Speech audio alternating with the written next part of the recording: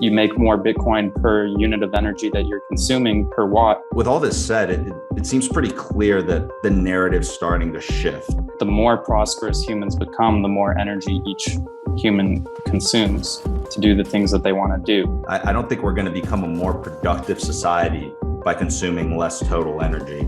We need some demand response resources to balance our energy grids. So our guest today is Daniel Frumkin, and he's the Chief Content Officer at Braiins, a Bitcoin mining analytics firm.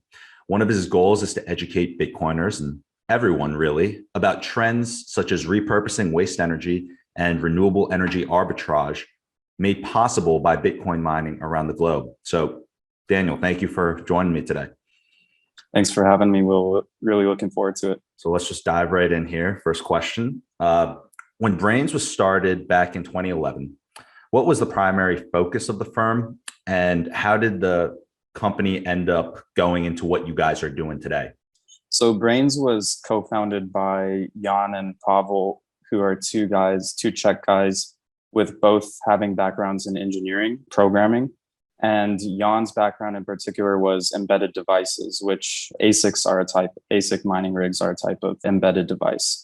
So when they founded the company, they were actually not doing anything related to Bitcoin mining. They were just doing embedded devices engineering and consulting type stuff. And the way that it transitioned into now being fully dedicated to Bitcoin mining is that Pavel was actually childhood friends with Mark Platinis, nicknamed Slush, who was in Bitcoin since either 2009 or 2010, but he founded Slush Pool in 2010. And by 2011, maybe even earlier, Jan and Pavel and Marek were all sharing an office together in Prague. So Marek was running Slush Pool, doing all of his Bitcoin projects. Jan and Pavel were doing their own thing with other engineering projects.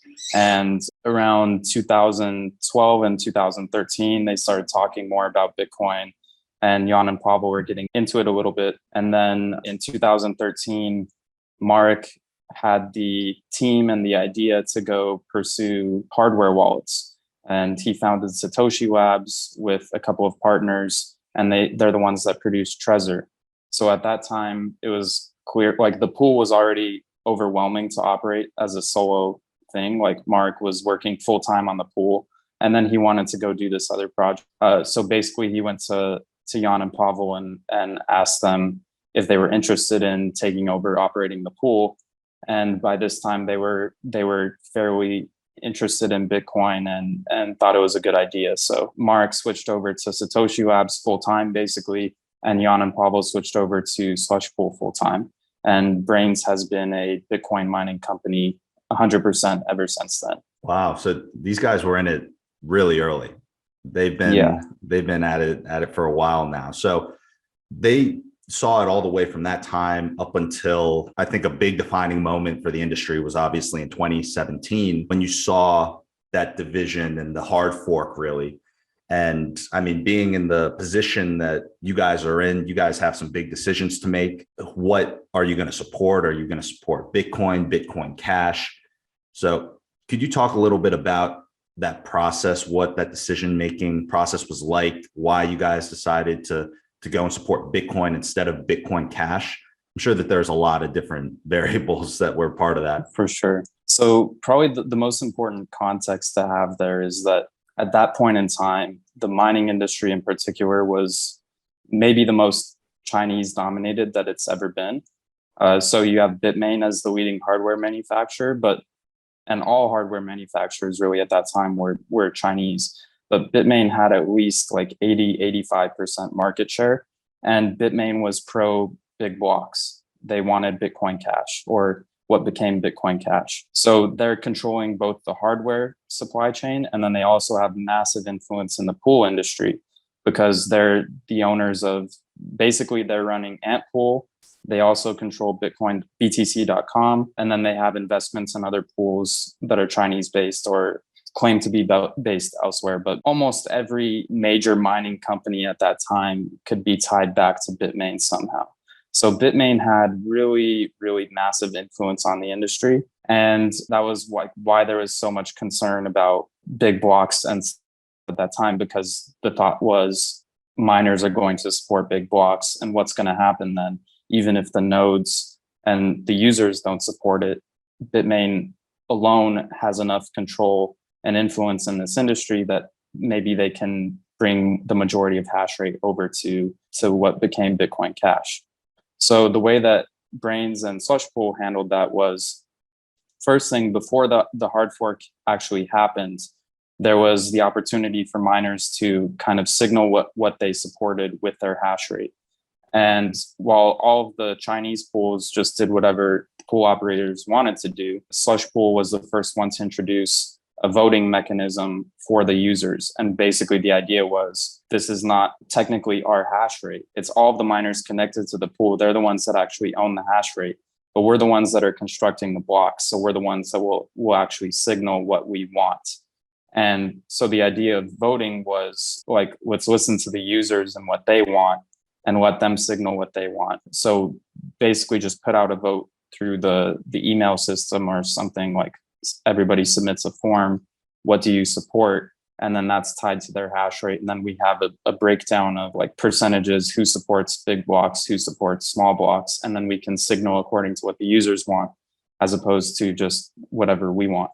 And the users of Slushpool favored small blocks. So that was the first thing, is like we kind of immediately took the opposite side of Roger Ver and Bitmain and all those companies and mining entities that were favoring increasing the block size limit. And then when the hard fork eventually happened, then there's the other decision that you mentioned of like, will we have a Bitcoin Cash pool? And that was kind of the same thinking as with the voting mechanism. It's like we've always been a Bitcoin first company. Our like company Braiins is led by engineers. It's not led by business people. And our engineers like understood what the trade-offs being made there were. They favored decentralization over like transaction throughput, and they believed in the SegWit and Lightning Network and layer 2 scaling plan. So on the one hand, it's like we could potentially make more money by opening a Bitcoin Cash pool. The same could be said for Ethereum and a bunch of other altcoins that we've never opened pools for. But at the end of the day, we like prefer to focus on Bitcoin.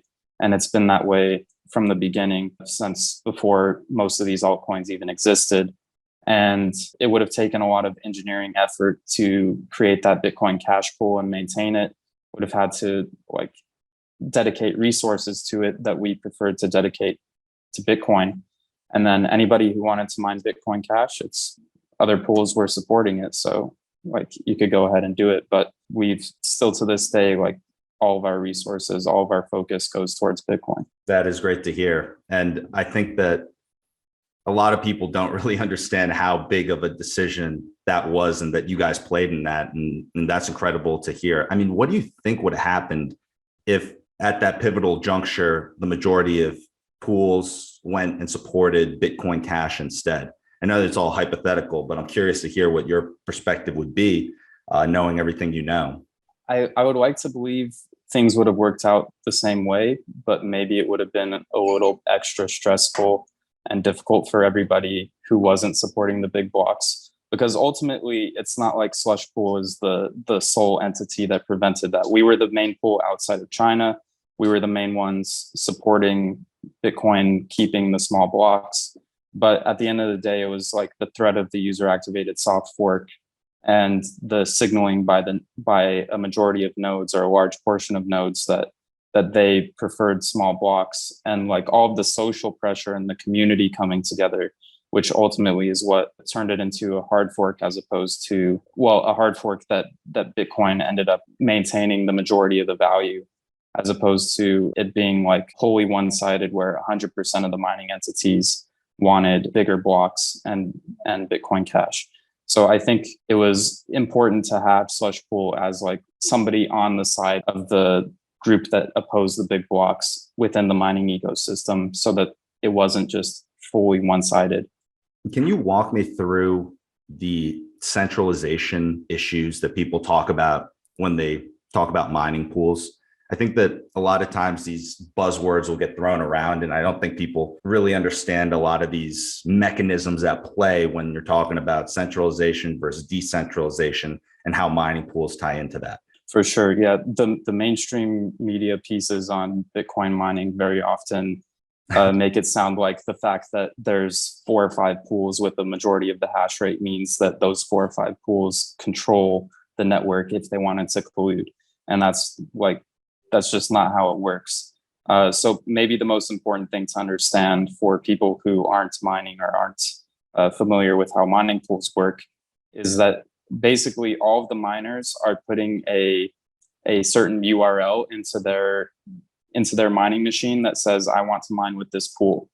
And they can put multiple pool URLs, like they can have a primary pool, a backup pool, or any number of backup pools, depending on the firmware that's running on the machines. You can even split the hash rate from a single machine to multiple pools. In the event that miners are unhappy with their pool, or they see their pool participating in something nefarious, like maybe block withholding or mining a bunch of empty blocks that technically shouldn't be happening, or whatever the case may be, switching to a different pool that's not doing that takes about 2-3 seconds. It can even be programmed in that, like, if you see XYZ behavior, automatically switch to my fallback. And that's the case for cases where it's not nefarious behavior, but maybe, for example, a month or two ago, there was a period where China had just put some of the mining URLs behind their firewall, and some miners were having connection issues with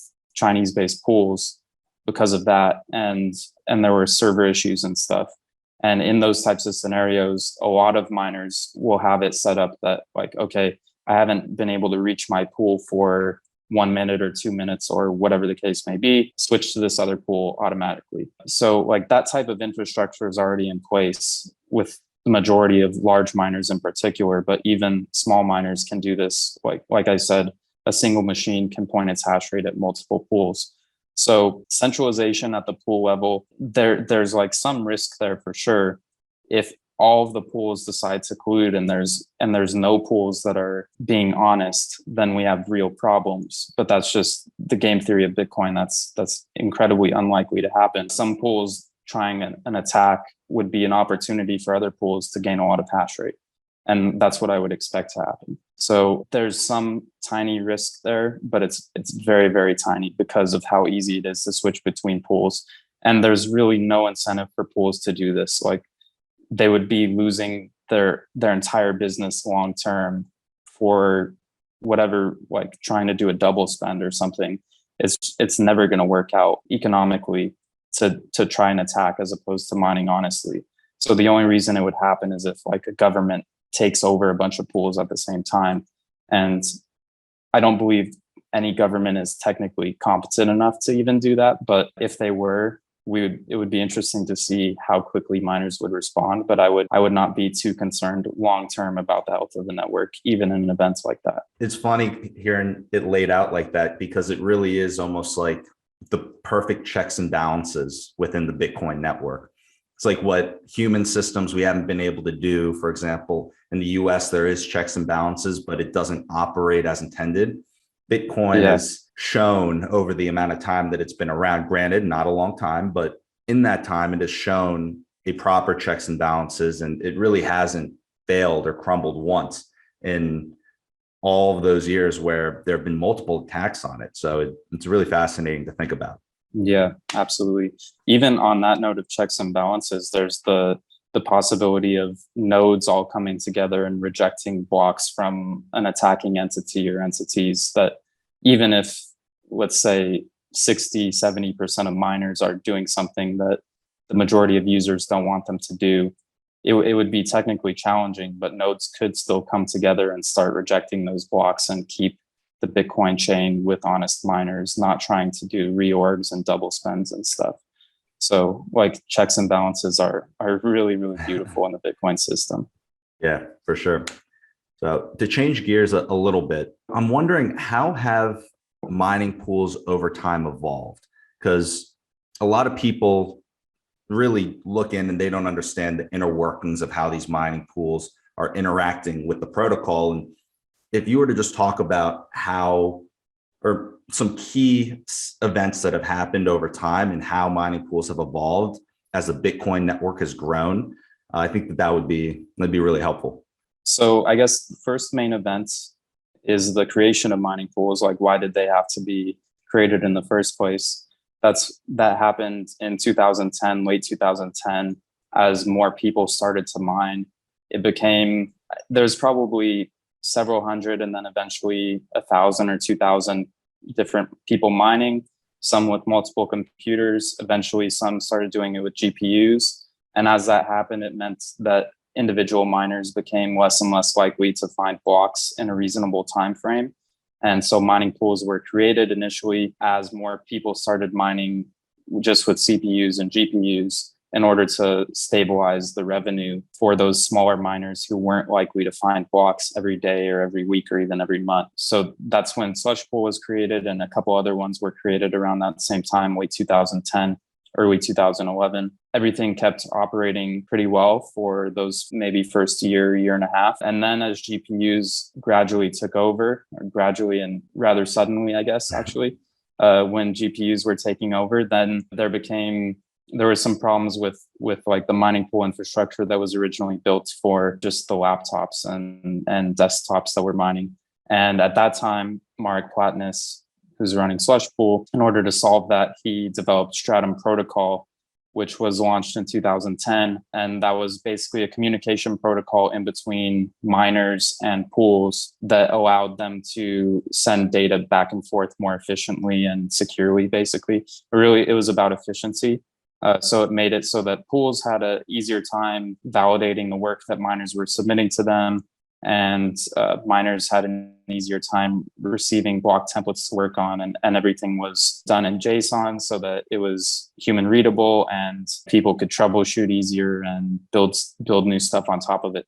And that protocol was so successful that it's still being used to this day, even as we've had an evolution of hardware from CPUs to GPUs to FPGAs to now ASICs, which are pretty much the only thing that's viable to mine since 2015, 16, if not sooner. And through all that time, Stratum Protocol has been serving the needs of miners and pools pretty well. So that was 2012 that was launched. That was a huge event. The next big thing is probably the introduction of ASICs, which was 2013, but they really took off and became dominant 2014. And around that time, I think that's when mining really started to concentrate in China because of the advantage that miners had there with proximity to the hardware manufacturers. And because it was so much cheaper to manufacture the hardware in China than anywhere else, they gained dominant market share on hardware manufacturing, and that led to dominant market share on the mining itself. So that was a very big thing where the industry transitioned from being a lot of people in the US mining and Europe and all over the world to having the majority of hash rate be in China, which presents a lot of challenges, namely the language barrier and the kind of partitioned communities that exist, because Chinese social media is totally different from Western social media. So there was not a lot of like communication between Chinese miners and US and European and other Western miners. And the same could be said for the mining pools. So that was probably the big trend from 2014 to up until that Bitcoin Cash hard fork. And at that time, Slush Pool was the only major pool outside of China. And it stayed that way until 2020, I want to say, is when some other Bitcoin mining pools started popping up. And there's SPI Crypto in Japan and a couple in North America now. So the reemergence of mining pools outside of China is a really big thing that's been happening recently. The largest mining pool in the world now is Foundry, which is based in the US, of course. And probably the defining trend for now is vertical integration of mining pools, which is a result of the fact that something started with the Chinese mining pools, and now it's just become the default in the industry, is a race to the bottom in pool fees, that it's basically no longer profitable to run a mining pool. And it's extremely difficult and complex to run a mining pool. So not only is it not profitable, but there's a lot of risk involved and a lot of like operating expenses involved in doing so. And so as a result, to make running a pool a good idea, you basically need to have other sources of revenue where you get the hash rate into the pool And then you sell those miners other products so that you can actually run a viable business. So in our case, we focused a lot since 2018 on firmware for the ASICs, which in 2018, we launched it with supporting ASIC Boost with an open source firmware implementation, which basically just software that made the machines run about 13% more efficiently at no extra cost. And we released that free and open source. And then in 2019, we realized there's a real demand for even better firmware, which can also play on the silicon lottery a little bit, which means like basically each individual mining chip can be a little bit different just because of the differences in silicon quality and other small factors. And the firmware from the hardware manufacturers typically treats those chips all as the same. It will send the same frequencies and voltages to all of the chips. And for Braiins firmware and other third-party firmwares, the realization was if you figure out which chips are higher quality than others, you can actually calibrate frequencies and voltages and get better performance from the machine just with software tweaking, no hardware modifications at all. And because you can do that, you make more Bitcoin per unit of energy that you're consuming per watt, then we have something that we can viably charge a fee for because we're providing enough value. Like if a miner gets a 15-20% profitability uplift and we charge a 2% fee, then we're no longer stuck in this race to the bottom on pool fees that we have because we can sustain on the firmware, which is providing enough value to miners to justify that kind of fee. So that's been our main focus in order to keep the pool running and remain a viable business long term. But other mining pools have done different types of diversification. I think the most common being financial services, like once you mine the coins, you can put them into a custody service and then you can earn some yield on it or things like that. Got it. So the firmware piece where you're getting more performance out of your miners, that's what you guys are doing with Braiins OS Plus. Exactly. And that's where you're doing exactly what you just explained, where you're trying to maximize the actual hardware efficiency based on the routing in the silicon chip. Exactly. So hash rate is dependent on the frequencies in the chips, and you can find which chips, like through calibration process. Basically, auto tuning is just try a bunch of different things and see what works the best, and gradually like narrow in on that and find those settings. And then it's also it's enabling a lot of customization because you can set your power consumption at a wide range of limits. For example, with an S19, stock consumption is 3,250 watts. But with Braiins OS Plus, you can auto-tune it down at 1,500 watts, find like your really efficient settings that are going to maximize your BTC per watt of energy. But at the same time, you're not going to have as much overall production because you're running at that low power setting. On the other hand, you can overclock with the stock PSU. You can overclock into the 4,500 watt range. With a custom PSU, you can do it 6,000, 7,000, even 8,000 watts on an S19. And you can almost double the hash rate of one of those machines just with the software. And there's all kinds of complexities that go into that, like immersion cooling and custom PSUs and different things. But basically, it's enabling a much more customizable way of operating machines and operating mining farms at large. How do you view, I mean, that's so fascinating because I've talked with other miners as well, talking about, oh, well, you can try and overclock and get more performance out of the same hardware. And I'm assuming this makes an enormous difference in terms of equipment longevity. And then you're wondering, how do I plan this out based on my farm? My question for you is, how do you see immersion cooling versus air cooling affecting the longevity of chips? I think immersion cooling is not overhyped, and I think it's very hyped. So I think to put it together with the firmware thing, like if you have air-cooled machines, you don't really want to push those more than maybe 20% above stock power consumption, because then you're getting into those machines are going to be producing a ton of heat, and dissipating that heat's going to be really difficult. So maybe if you're in Iceland or Siberia or something in the middle of winter, you could overclock and you'll be safe because it's just so cold outside. But for the majority of miners who aren't in those freezing cold conditions, overclocking in air is going to damage the lifespan of the machine for sure. And it's also increasing your short-term risk of things like overheating, causing a fire, whatever the case may be. And primary reason that hardware lifespan degrades is that you have fluctuations in temperature, and the different components of the machine might respond differently to those fluctuations. So like maybe the silicon is expanding as it's heating at a faster rate than some of the metal components in the machine.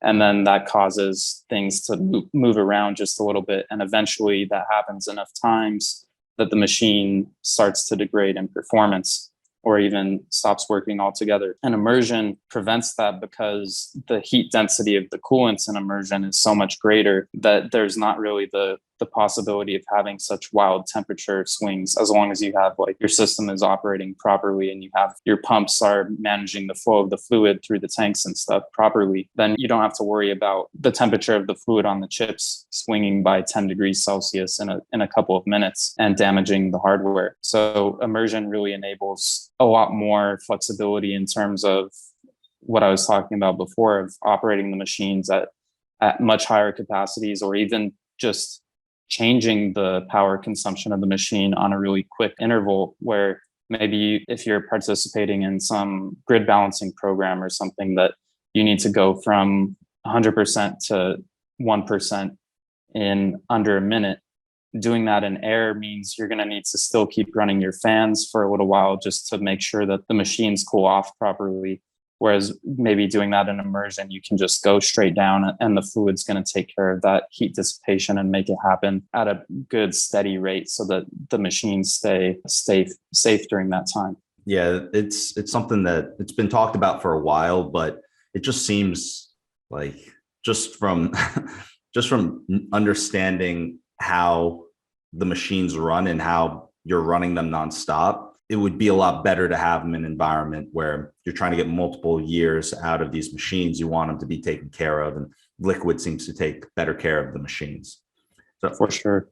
So going on, I want to switch gears a little bit and talk about how you see the future of mining pools. And now that there's increasing competition, as you touched on, these mining pools are going to have to find different ways and different revenue streams to become profitable. It could be the firmware, it could be financial services. Is there anything else there that we didn't touch on that you think might be adopted by certain mining pools, or something that is important to be aware of as we get further along? I think the end game for mining pools is basically do as many things to help miners as you possibly can. So there are other things that you can do besides the firmware and the financial services, like running hardware broker services or just being very well connected with hardware brokers and facilitating some of those deals. The fact that we as mining pools are connected with miners all over the world means maybe we have a little bit better knowledge about where is some open capacity for hosting, or where there's some energy sources that are untapped that could be used for mining, or things like that. Or even just like personal connections with talented people that can fill roles around the industry. Like mining pools can be the ones providing all kinds of those services that help the actual miners with things that maybe it's not so related to the mining pool itself, but it's just like an externality of having a bunch of clients around the world that you're communicating with, that you have that extra value you can provide. Even in our case, we have a very small content team, but content for large miners hasn't been a very big focus, whereas it's been a focus for us, at least for the last couple of years, because there's so much misinformation about mining that we really wanted to help people who are outside of the mining industry understand things better, understand what's going on. And now that more mining pools and mining businesses are in the US and Canada and Europe, that's not quite such a pressing need as it was before, when it was all concentrated in China. But nevertheless, like, we've developed this content team, and we understand how to educate people outside of the mining industry on what miners are doing. And we can even offer that as a service to large miners, that like, hey, you guys don't need to worry about like your public communications as much, because we can help you with occasionally producing some content to let people know what you're doing and make it really digestible for people who aren't deep into the mining game. So it's really tons and tons of possibilities for mining pools to continue providing value even after the pool itself is no longer able to differentiate from other pools, because all pools will eventually have pretty much the same features and offer super low fees that there's not going to be much to differentiate there. So it'll really be all those supplemental things. As a pool, you're speaking with a lot of different miners around the world, lots of different people along that whole value chain, and you're seeing the different mining facilities that are coming up. From your perspective, how do you see the energy mix of mining changing over time? Because it's been one of the mainstream discussions in a really weird way for a while about the energy use of Bitcoin and the energy sources, whether renewable or non-renewable. So I just wanted to get your take from all the conversations you've been having and understanding how mining works. What do you think is primarily driving the mining industry? I think there's kind of countering trends. On the one hand, from my perspective, a viable energy source for mining is one that's economically feasible. Like whatever the source may be, if it's cheap enough that miners can be profitable with it, then they should be mining with it. And I think because of the other trends, like just the investment that's going into renewable and sustainable sources and carbon credits and all of this type of stuff, maybe taxes on emissions, like those things will continue to influence miners towards cheaper and probably more renewable energy sources, just because if you keep on adding extra costs to those non-renewable sources, eventually it won't be competitive to mine with them. And I think that's the way it should be. It should happen as a result of the economics, not as a result of, kind of bending the knee to the people who don't really even understand or care how Bitcoin mining really works, which I think is the majority of the people who are outraged about what they perceive to be environmental damage being caused by the mining industry. But what we're seeing from inside the industry is that, one, grid balancing is very, very real, like particularly in Texas, which is going to be the mining mecca for the foreseeable future with that ERCOT system and with all of the renewables that they have in West Texas, which are relatively far from large populations, primarily wind power. Like we need some demand response resources to balance our energy grids, because people don't realize that, like, if you're producing the energy and you have nowhere to consume it, that's a real problem for the grid. You can't just store energy in the transmission lines. Like that creates a lot of problems. So you either need batteries, or you need to consume it, or you need to not produce it in the first place. And miners are the ultimate demand response resource to be plugged in there, because it's so easy to change that energy consumption. Like with the snap of a finger, basically you run a command with some software and you can go from 3000 watts per machine down to 5 watts per machine in a matter of a few seconds. And there's no other existing demand response resource that can come even close to that. Like other demand response resources would be like much larger industrial applications that they can ramp up and down, but they can't do it on a 15 or 20 or 30 second time scale, and they can't do it off. And for that matter, the fact that Bitcoin miners can get paid to turn off when the grid really needs the energy, or at a minimum, they get a lower electricity price for making the commitment that they will turn off if needed, that it makes it economically advantageous really for them to be demand response resources. And that provides a great value to society, because not only does it help us balance the grids in the short term, but then it's also helping us with the long term, producing more energy, which is what we really want to do. We don't want to consume less energy. We want to produce more. That's a big key too, when you think about it. I mean, I feel like everyone almost attacks energy use, but a lot of the things that we enjoy, I don't think we're going to become a more productive society by consuming less total energy. I think the conversation should be framed in, hey guys, how are we going to more sustainably power our society and give everyone, produce enough energy as a society to support a lot of the people around the world who currently we don't have the resources to support from an energy perspective. Exactly. Bitcoin, as you mentioned, helps push that forward. It's very important. Yeah, people don't think about like poverty in terms of energy consumption, because it's always presented as like people who make less than $1 per day, or people who make less than $10 per day, and like these poverty brackets based on income. But there's that same relationship based on energy consumption. Like prosperity, on the other hand, prosperity is directly tied to consuming more energy. So the more prosperous humans become, the more energy each human consumes to do the things that they want to do. And we can even see that with wealthy people in our society. Like the wealthy people are the ones that are flying around on private jets and driving around on yachts and stuff. And that's consuming a ton of energy. And they have a lot of wealth that enables them to do that. And meanwhile, on the other side of the spectrum, we have people who still don't even have any electricity to begin with.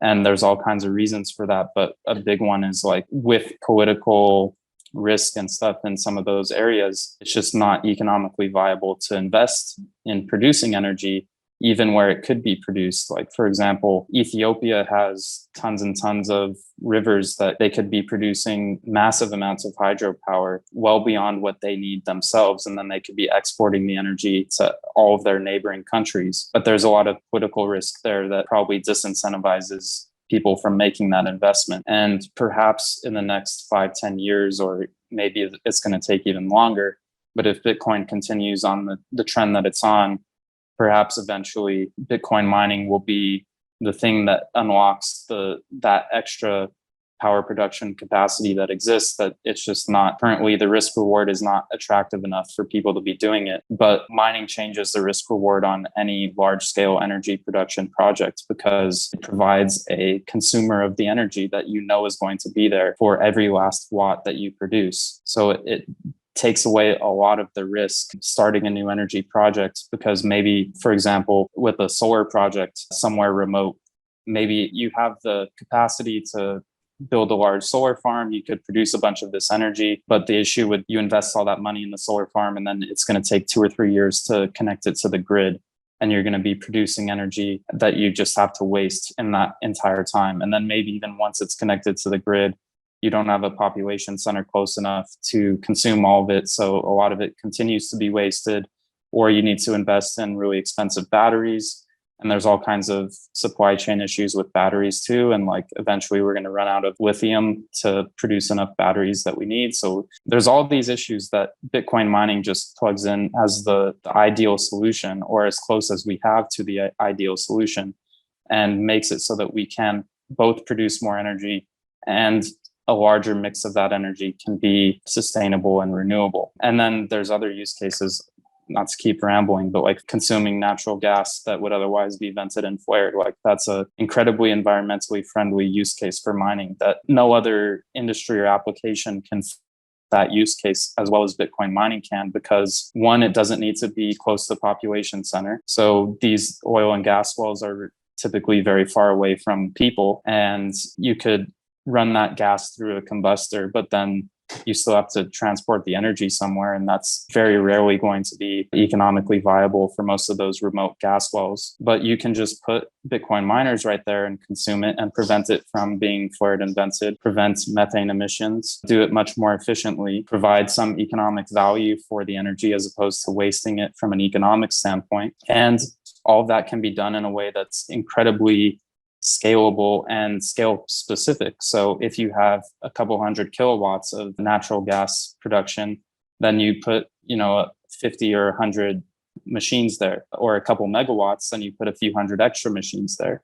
So you can scale it precisely for what you need in each one of those locations. And there's nothing else that can do that. Like, it's incredible how well Bitcoin mining fits for all of these applications that are actually incredibly environmentally friendly. Yeah. For the flare gas, you put it there, capture the flare gas, run the miners. For the renewable projects, you put them there. It's easier to plan projects, makes projects more economically viable. You have more solar. In Ethiopia, exactly. As you mentioned, there's a lot of energy that could be built around getting captured, exporting that energy in different types of ways through industry. Instead, it's wasted without mining. And so, yep. With all this said, it seems pretty clear that the narrative's starting to shift. You're starting to see more people understand exactly what it is that you're talking about in terms of the applications of Bitcoin mining. So with that said, what do you think is happening over the next handful of years in the energy sector because of mining? I think it's pretty clear through a lot of the conversations I've been having that the energy companies, they're not completely asleep at the wheel. They see that this is happening and they're trying to get involved. And then you have the large miners trying to figure out how this crossover is going to happen. So from your perspective, what do you think is going to be going on here in the next, I would say, 2 to 6 years? I'm going to go based on the halving cycles. Yeah, perfect. This is the thing that makes me the most optimistic about Bitcoin in general. I just see anybody involved in the energy industry, I see them all getting orange pilled in the next few years. I see a lot of them getting orange pilled right now from all parts of the industry. Like I talk to people doing solar and wind developments who probably would be they're people who really care about having a more renewable denominated energy grid and energy mix. And they're starting to understand the way that the mining economics can help them produce more renewable energy. So they're getting orange pilled slowly but surely through mining. On the oil and gas side, it's even much faster and larger because they've been getting demonized by society for years and years and years. And so they're a little bit more open to the idea that Bitcoin mining is actually environmentally friendly to begin with, because they just see from their own experiences the way that the mainstream media and people in general tend to misunderstand the value that they provide to society, so that they can kind of relate with Bitcoin miners really well. And I'm seeing a huge, like the line between oil and gas energy guys and Bitcoin miners is being blurred very, very rapidly. And I think those two industries are starting to gradually merge into one almost, where I could see a future where pretty much every oil and gas company that has large operations is going to have some Bitcoin mining component to be competitive with all the other companies doing it. It's the same game theory that plays out with Bitcoin in general, I think plays out with Bitcoin mining and energy production. And it works for nuclear, it works for oil and gas, it works for solar and wind. Anything that Bitcoin mining can make more economically viable, it's just like inevitable in my eyes that's going to happen, that those people on the energy side of things are going to start to understand Bitcoin, and mining is the portal for them to do that. And I think that's a lot of really, really smart, talented people in our society, that once those people are heavily orange pilled, I think that they go on and they're the next step in the network effect, that they then take it to all of their relatives who really trust them, because those are people who understand energy really well. So when they start to say, oh, Bitcoin mining is really great for the environment and Bitcoin is really great for society, then their friends and family believe them, because they're coming from a well-educated and balanced perspective. So I think in order to orange pill society at large, we will need to have people who are a little bit less just adamant Bitcoiners and libertarian and all of these things, people who are a little more relatable to the average person, the typical person. And I think that those people from the energy side who are getting orange pilled now can be that real next leap forward in the network effect. I completely agree. I think that it's going to be fascinating how that plays out. And I agree that that's the type of world we're moving towards. So after everything that we've discussed here, what's the most exciting thing that you're seeing right now that we haven't touched on yet? I have something not necessarily directly mining related, but well, yeah, it is. So I'm in Sao Paulo, Brazil right now, and I've spent most of the past year in Latin America, between Mexico, Colombia, Brazil, and then a brief time in Paraguay. And the most exciting thing for me right now is realizing that South America and Latin America are going to be major players in the mining industry. When the China mining ban happened, I was not over the moon happy about it, because at the end of the day, China and the US are competitors in a lot of different aspects. And having two countries who are that competitive with each other both be major players in the mining industry, I viewed as great for decentralization. I didn't want, the concentration that was in China was too much. I wanted the US to continue to gain market share, other places continue to gain market share, and China lose market share. but I didn't want China to go away. It would be nice if China has 25%, the US has 25%, Europe has 10%, South America 20%, stuff like that would be a great distribution. But the trend that we're on now is the US becoming dominant, not to the same extent that China was at its peak, but maybe even the US becoming, 40% of hash rate, perhaps even a majority of total network hash rate. And I view that as a risk, perhaps even greater than China, the risk that China posed, because the issue with the US would be regulatory capture, as opposed to with China. People are worried about like the government attacking Bitcoin by taking over mining operations and pools. I think with the US, the concern wouldn't be a direct attack like that. The concern would be the US government regulating miners heavy-handedly, to the extent that Bitcoin loses some of those features, or at least a part of some of those features that make it valuable, like censorship resistance, and maybe permissionlessness of mining also decreases a little bit. And so from that perspective, I really wanted to see hash rate growing elsewhere in the world outside of the US, so that we would decrease that risk of regulatory capture of the mining industry in the US and Canada, for that matter. And so that's what's so exciting about realizing that South America can be that place to gain a really significant market share.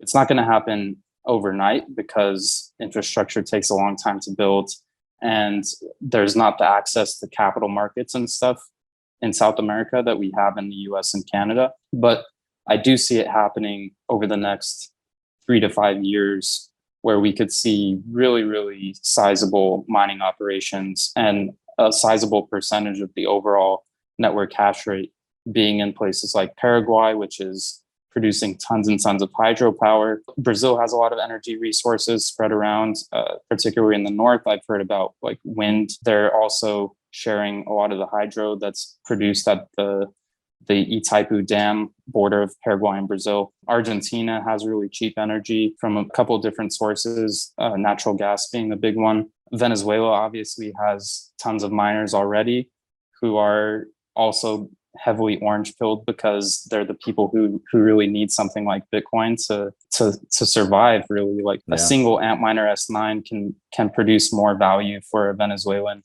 in one day than they might make in an entire week or an entire month working a typical job there. So I'm most excited about hash rate coming to South America, also because I love spending time here. So it provides a good excuse for me to keep doing that. Yeah, that's incredible. So I've got one final question for you. It's a tough one. Okay. What is one belief you hold to be true that the majority of people would disagree with you about?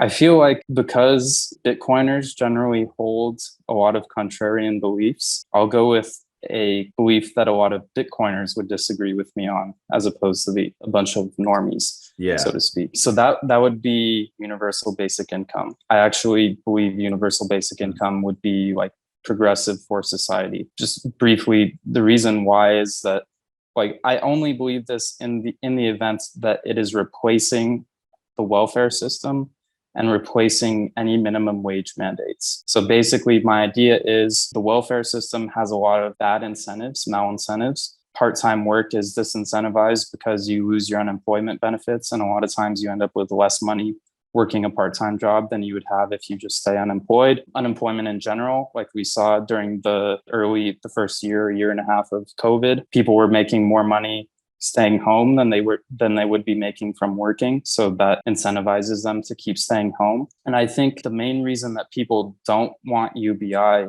Bitcoiners in particular don't want UBI, is that they imagine everybody like sitting on their couches doing nothing because they're getting those UBI checks. I think that would be true for some small portion of the population that doesn't want to do anything. But if I do nothing for a week, I'm absolutely miserable. And I think, and most people I know are the same way. Like, sure, people want to take vacations and stuff, but if you're doing nothing every day for a long time, you become pretty miserable. And I think what UBI would do is it would change the incentives in the labor market, and it would incentivize people to start doing different types of work, maybe that gives them different benefits from what they would do today. So for example, somebody maybe somebody really smart and talented works a job just because it pays them very well, but they don't actually want to be doing it. And they're just doing it to make that kind of money. And maybe their talents would be better spent doing something else in society that's not as valued from a monetary perspective. It doesn't produce as much profit, but maybe it produces value in a different way. Like, for example, if somebody wants to stay at home with their kids, like there's no economic value assigned to that job right now. Basically, you can only do that if one of the two people in a couple is making good enough money that you don't both need to be working. In a UBI system, maybe we have a lot more stay-at-home moms and stay-at-home dads even that spend a lot more time with their kids, do a lot better job raising their kids. They don't outsource raising their kids to their daycare providers and school teachers. And then we end up with a lot more well-rounded kids who didn't spend their entire childhoods like neglected by their parents because their parents were working 10 hours a day. Like, I think UBI would have a lot of consequences that people don't realize just by providing that, changing the incentive structure enough that people might change how they behave. And I think there's a lot of concern about it just turning into a giant welfare state. That when I look at it, we already have a giant welfare state. Like, the government spent like $9 trillion in the past year. So I would rather have UBI than have the welfare state that we have today that's got a bunch of bad incentives attached to it. And then on top of that, I just think it would help decrease some of the social division that we have if there wasn't this politicized issue. Obviously, there would be people who would be against UBI, but I think it would take us off of the slippery slope that we're on and put us onto a different one of like politicians promising higher UBI checks in order to get elected. And that's not a great thing to see, but I think it's better than what we have now. And the last point on that is that I think it would cause a lot of inflation, which we're already getting. But at least in that case, it's the opposite of the cancel-on effect, where like today, credit creation, money creation typically goes to the wealthy first. They get the most benefit from it. And by the time it trickles down to the people at the lower income side of the economy, it's already like hurting them more than it's benefiting them because of inflation. So in a UBI world, I think we would have more bottom-up inflation as opposed to top-down inflation. And that would be a net positive for things like wealth inequality that causes a lot of social problems in society. So yeah, that's my contrarian to Bitcoiner belief. That's awesome. I actually want to dig in a little bit more on this topic because you're the first person that's laid out this thesis for a UBI in that type of a way. In your scenario, you were talking about how it would be replacing the welfare system that we have today. So you would still be looking at having that level of spending, or like, I guess in your type of a world with UBI, how do you see it being implemented? And like what role a government play in that? Like in terms of the implementation, the biggest benefit I see is like there's not a lot of bureaucracy attached to it. So with the welfare state, you have social workers who are checking if people are applying for jobs that maybe they don't even actually want to get. Like I heard during the early like months in the first year and a half of COVID, a lot of people like just applying for jobs so that they could keep collecting the government checks, but not actually wanting the jobs because people who were employers kept on like having people not even show up to their interviews. So getting rid of that part, that just wasteful bureaucracy in the implementation, I really like that. It simplifies things a lot. You could basically just have automatic direct deposits to everybody's bank account for every registered taxpayer. And you don't need 40,000 social workers checking if people are doing things in order to get that money, because you don't have to do anything to qualify for that money other than being a registered tax-paying citizen. So there's that. In terms of actually paying for it, we spend trillions on the military, we spend trillions on foreign influence and programs and stuff that I don't think it would be terribly difficult to find the money to do it. You get rid of the welfare state completely. You get rid of minimum wage completely. I don't want to get into it, but it's actually like part of a bigger worldview that I have of like how things could be improved, that actually I've talked with one of my best friends about it a lot. And it's more like his ideas than mine. I'm just kind of parroting them. But if we had a taxing system that was not based on money moving, like we have income tax, sales tax, corporate tax, real property tax, all of this stuff. And pretty much all of those taxes are like, when a sale occurs, a certain portion of it goes to the government. Yeah. So it means that every dollar gets taxed into oblivion over a long enough time period, because every time it changes hands, there's a portion of it that's going to the government. Mm-hmm. And I think, like, in this completely unrealistic utopia, which I don't actually believe that this is possible to implement, especially not anytime in the near future.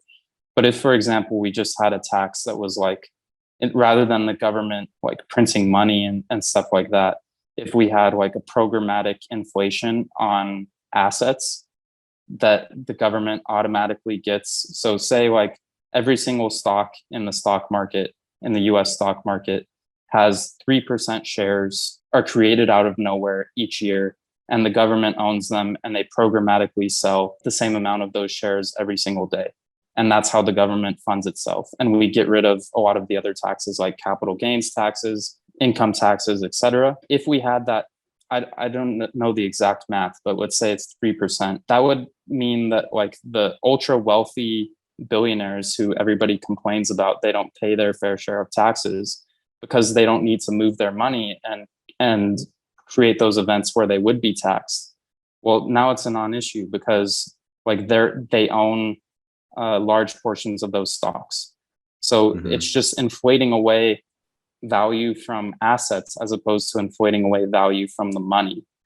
And I think if the government was inflating away value from assets, it makes it much harder to evade taxes, because like with property, for example, if just 3% of you pay 3% of that property value to the government each year, then like your option to not pay that tax is simply not owning the property. And if you're in the US, like people always want to offshore their assets so that they don't have to pay the US taxes on them. They'll offshore them to somewhere where they don't have as much of a tax burden, or maybe no tax burden at all. Well, I think people want to own assets in the US because the US is where private property rights are relatively good. They're well protected. So the assets have some value because of the lower risk in the US. So I think having a tax levied in that form, as opposed to taxing money on the move, it would not cause a lot more offshoring of assets, because you still want to own property in the US. That's where it's most valuable, because it has those property rights attached to it. You still want to own equity in US stocks. So I don't know exactly how it all worked out, and I don't think about it too much because I don't think it's realistic. But like it's all part of it. If you could just design the system anew and forget about like all the issues that would come with getting political acceptance for it, and getting politicians on board with something that would kind of make them obsolete, because ultimately like this system would simplify government a lot. It would get rid of a lot of bureaucracy, and it would make most government jobs unnecessary. And that's a big reason that I like it. But if you get rid of all of those caveats about why it's not feasible, I think it would work really well. It's just those caveats do exist in reality. So the more realistic answer is just like, we're already printing massive amounts of money. We're already bailing out giant corporations. We're already bailing out banks. Like, I think we have this corporate socialism pretty well established. Like, large companies do not have risk anymore because the government will bail them out, as we saw in 2008 and as we saw in 2020. And I think it's time to instead start bailing out the people instead of the corporations and the banks. That is an incredible quote to end on. We'll end it there. Thank you so much. Awesome. Appreciate it. Thanks for having me, Will. This was really fun.